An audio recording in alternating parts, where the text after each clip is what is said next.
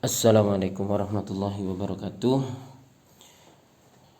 Anak-anak semuanya, siswa-siswi SD Muhammadiyah 17 Surabaya. Dalam kesempatan video ini singkat saja kita membahas kisi-kisi Al-Quran Hadis untuk mata pelajaran Kurdis kelas 6. Sebelumnya kita sudah membahas kisi-kisinya. Gunanya kisi-kisi ini hanya untuk mempermudah kalian menjawab soal-soal nanti ketika sumatif. Kalian hanya tinggal menyimak. Sebelum kalian lanjut dalam menyimak kisi-kisi, silahkan kalian sambil melihat video ini sambil menyiapkan bukunya. Sambil kalian siapkan bukunya, siapkan stabilo kalau punya, kalau tidak punya pakai pensil. Untuk apa? Untuk mencatat poin-poin yang akan kita bahas, poin-poin yang akan saya sampaikan terkait kisi-kisi yang akan keluar di soal nanti. Karena soalnya adalah dari pusat bukan dari saya, maka saya membantu kalian untuk mudah memahami soalnya. Anak-anak sekalian, nilai itu tidak penting. Jadi kalian jangan sampai terlalu terpacu haus nilai bagus Bukan berarti saya nggak boleh cari nilai, nggak juga. Tapi kalau kalian pengen banget dapat nilai bagus sampai menghalalkan segala cara, sampai mau nyontek, sampai ngerpek membawa buku, atau kalian mencari jawaban lain, bekerja sama dengan teman, ini sia-sia. Kalian belajar untuk menjadi lebih baik di mata Allah, malah sama Allah dibikin bukan termasuk orang yang baik. Sedangkan kita di pelajaran Kurdis ini kita membahas tentang ikhlas. Jangan sampai kalian pengen dapat nilai bagus nyontek. Itu jangan sampai. Biasa-biasa saja. Gak usah takut salah. Kerjakan sebisanya. Gak usah takut salah. Takut salah berarti takut belajar. Berani salah berarti berani belajar. Kan nilai ini bukan buat kalian pamer-pamer, enggak.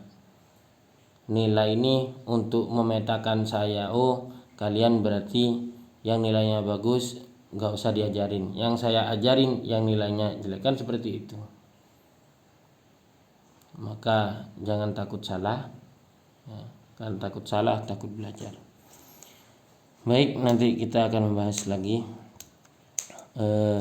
kisi-kisi yang akan kita bahas pada video ini.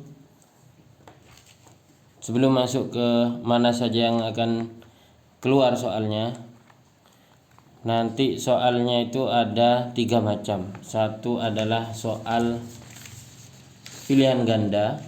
Kalian menjawab menyilang salah satu jawaban dari A, B, C atau D. Kemudian pilihan ganda kompleks, kalian mencentang 2 jawaban yang benar, dan yang terakhir adalah uraian. Namun yang ada di sini adalah pilihan ganda dan uraian. Yang saya beri tanda seperti ini, ini adalah soal dari kisi-kisi dari soal pilihan ganda. Yang saya coret-coret seperti ini, stabilo yang warnanya seperti ini, jelas ya di video. Ini ada kelihatan agak coret-coret. Ini adalah uraian. Nanti saya jelaskan satu persatu. Silahkan yang pertama kali kalian lakukan adalah buka halaman 3 bagi yang punya buku lama. Jadi kita kan ada buku yang lama, ada yang buku yang baru. Isinya sama, mungkin beberapa halaman berbeda. Yang buku lama silakan buka halaman 3, yang buku baru intinya dibuka tentang mengartikan surat Al-Infitor. Nanti di soal nomor 6 kalian akan dapat pertanyaan apa sih yang ada dalam surat Al-Infitor itu, apakah nanti kalian akan diberi pilihan langit terbelah atau manusia berhamburan seperti laron atau semua orang kena tsunami. Nah, jawabannya kan ini yang surat Al-Infitor adalah yang pertama, ayat yang pertama, apabila langit terbelah. Yang uraian kita bahas nanti ya. Kita membahas pilihan ganda dulu. Kemudian di sini juga di halaman 3 ini kalian nanti di nomor 9 akan diberi pertanyaan, ya ayyuhal insanu ma gharaka birabbikal karim, artinya apa? Nah, kalian diberi pilihan setiap jiwa akan mengetahui, atau dalam bentuk apa saja yang kalian kehendaki dia menyusun tubuhmu, jangan sekali-kali begitu, bahkan kamu mendustakan hari pembalasan. Yang benar jawabnya ya ayyuhal insan, itu wahai manusia, apakah yang telah memperdayakanmu terhadap Tuhanmu yang maha mulia. Nah, ini jawabannya. Kemudian silahkan kalian buka juga halaman 5. Halaman 5 ini kisi-kisinya adalah kalian insyaallah tahu semua. Kalian akan ditanya tafkhim itu artinya apa. Tafkhim artinya tebal ya. Nomor 5 ya, soal nomor 5. Ditanya kalian apa arti tafkhim. Nah, tafkhim artinya apa? Nah, ini artinya tebal. Silakan kalian tandai, kalau saya ditekuk, kalau kalian terserah. Silakan dibuka juga halaman 7 yang buku lama. Intinya tentang lam tafkhim. Nah, nanti soal nomor 3 keluar ini. Lam yang tafkhim itu yang sebelum lafadz jalalah ada harokat apa? Fathah atau dhammah. Gampang sekali. Kalian sudah tahu semuanya. Kemudian soal nomor 1 kalian ditanya ro tafkhim itu ro yang apa contohnya? Apa ro yang di akhir ayat, di awal ayat? Jawabannya ro tafkhim yang berharokat fathah. Nah, kemudian ini juga ya, ro sukun yang sebelumnya berharokat fathah itu contohnya apa? Nanti kalian akan diberikan macam-macam contoh, maka yang benar adalah Maryam. Kenapa Maryam? Karena ro-nya sukun. Nah, sebelum ro ini kan ada mim berharokat fathah. Nah, ini yang benar. Nah, yang lain salah. Seperti itu, silakan kalian tandai nomor 7. Kemudian silakan kalian buka halaman halaman 19. Halaman berapa? 19. Halaman 19 ini yang perlu kalian tandai, ilmu yang bermanfaat. Kalian akan ditanya tentang hadis 3 amalan yang tidak terputus itu, salah satunya kan ilmu bermanfaat. Nah, kalian nanti fahami apa itu ilmu bermanfaat. Kan sudah saya jelaskan kalau ilmu bermanfaat itu adalah ilmu yang diajarkan. Kalau kalian tahu baca Al-Qur'an, itu kalian bermanfaat hanya untuk kalian sendiri. Nah, kalau pengen jariah gimana? Ya, diajarkan ke adik kalian, ke orang-orang yang lain. Nah, itu namanya ilmu yang bermanfaat. Kemudian lanjut di halaman yang seperti ini nanti uraian ya. Kita bahas nanti aja. Silakan lanjut dibuka halaman 31 atau yang judulnya tentang mempraktekkan bacaan tarkik. Kalian nanti di soal nomor 2 akan ditanya tentang mana contoh bacaan lam tarkik. Apa? Huwallah, kul huwallahu ahad, Allahu somad, apa bismillah? Maka yang tarkik ya bismillah. Kan tarkik, kenapa tarkik? Karena sebelum lafadz jalalah harokat kasroh. Nah, lanjut lagi buka halaman 34 ya, atau tentang asbabun nuzul surat At-Takwir. Kalian akan ditanya di soal nomor 7 itu at-takwir artinya apa? Maka kalian jawab yang bergulung-gulung atau yang tergulung ya, sama aja. Jadi idza syamsu kuwirat, apabila matahari tergulung, seperti yang pernah saya jelaskan sebelumnya. Kemudian silahkan kalian buka lagi tentang ikhlas ya. Halaman 41 kalian sudah hafal semuanya insyaallah ayat tentang hadis tentang innallaha la yanzuru ila suwarikum wala ila ajsamikum dan seterusnya. Yang perlu kalian ketahui yang sudah saya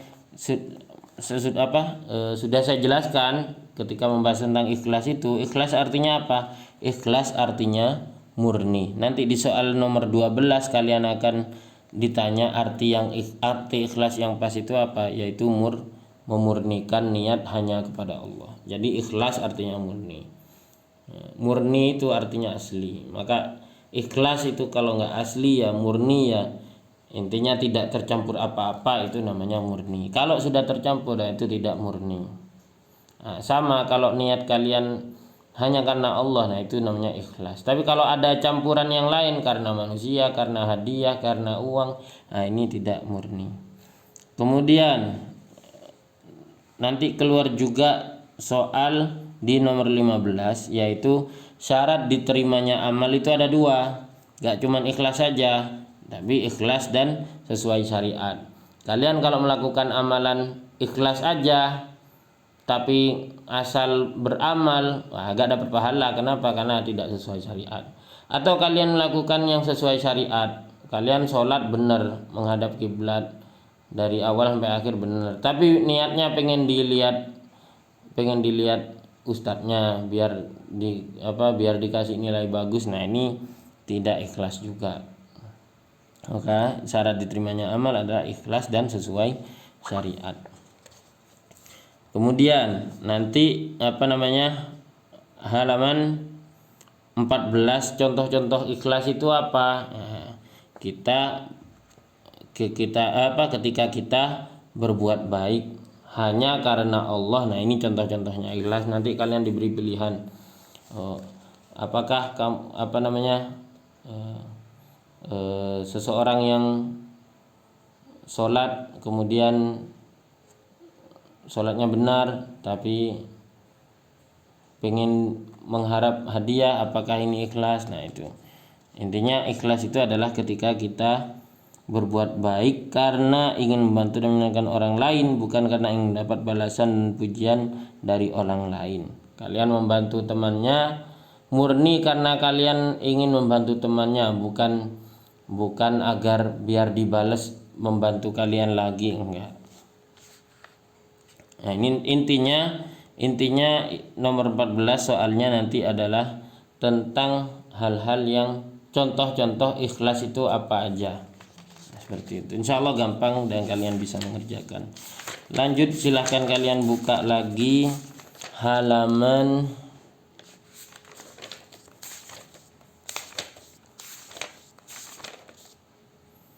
halaman 63 atau Asbabun Nuzul surat Abasa. Sebentar saya minum dulu.